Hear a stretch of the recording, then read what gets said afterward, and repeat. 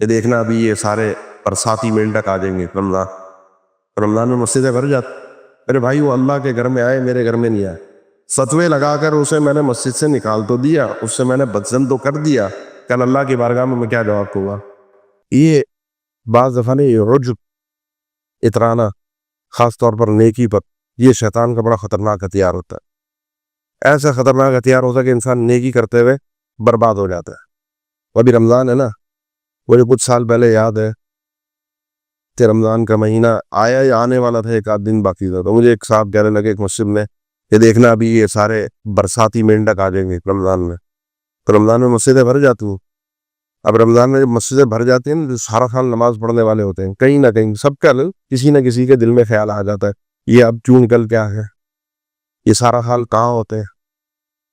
ان کے اوپر طنز کرنا, ان کو حقارت کی نظروں سے دیکھنا, ایسے ہی ہوتا ہے نا. عام طور پہ سب کی بات نہیں کرنا, ان کی تحقیر کرنا کہ کیوں آوے. اس معاملے میں صرف دو باتیں عرض کرنا چاہوں.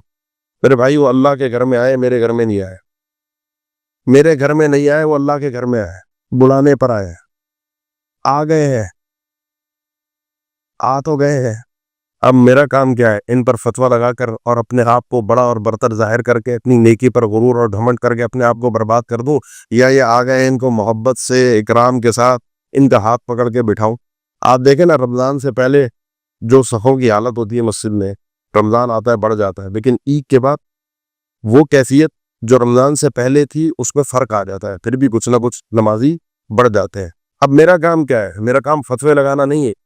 میرا کام یہ ہے کہ اگر عید کے بعد یہ لوگ کم ہو گئے, رمضان کے دوران ہی کم ہونا شروع ہو گئے, تو میں جانتا ہوں میرے محلے کے علاقے کے لوگ ہیں نا, میں جا کے پتا کروں اس کی کوئی طبیعت تو خراب نہیں ہے, اس نے ظن رکھوں نا, کوئی بیمار تو نہیں ہے, کوئی مسافر تو نہیں ہے, باہر تو نہیں چلا گیا, کوئی مجبور تو نہیں ہے. اور اگر کچھ بھی نہیں ہے تو اس کو پیار محبت سے سمجھاؤں کہ میرے بھائی جو رب تعالی رمضان میں تھا وہ رمضان کے بعد بھی.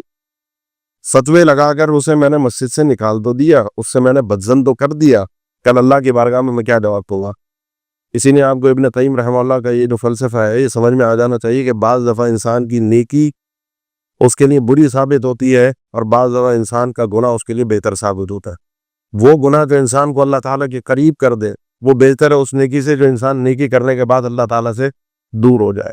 یہ جو ہے فلا تزکوا انفسکم, اپنے آپ کو پاک صاف قرار دینا, اپنے آپ کو کامیاب قرار دینا, اللہ کا چہیدہ قرار دینا, یہ چیز ناقابل قبول ہے. یہ چیز, یہ بیماری یہودی اور عیسائیوں کی رہی. نحن ابناء اللہ واحباؤہ, ہم اللہ کے چہیتے اور لاڈلے, لہذا ہمیں اپنے آپ کو اس تزکیے سے محفوظ رکھنا چاہیے. یہ جو لوگ آ رہے ہیں, یہ جو لوگ آ جاتے ہیں, یا مجھے اللہ نے توفیق دی ہے سارا سال حالے کی کہ میرا اپنا ذاتی کوئی کمال تو نہیں, میری اپنی کوئی ہمت تو نہیں, اللہ نے راستہ دکھایا ہے, اللہ نے میری عبادت کو قبول کیا ہے, اللہ ہی مجھے توفیق دے رہا ہے. سینکڑوں لوگ روزانہ اسلام فورٹ میڈیا سے مستند اسلامی تعلیمات حاصل کر رہے ہیں, بھٹکے ہوئے دل ہدایت پا رہے ہیں. آئیے اس پیغام کو پھیلانے میں ہمارے ساتھ تعاون کیجیے اور ہزاروں دلوں کو نور ہدایت سے منور کرنے میں حصہ ملائیے.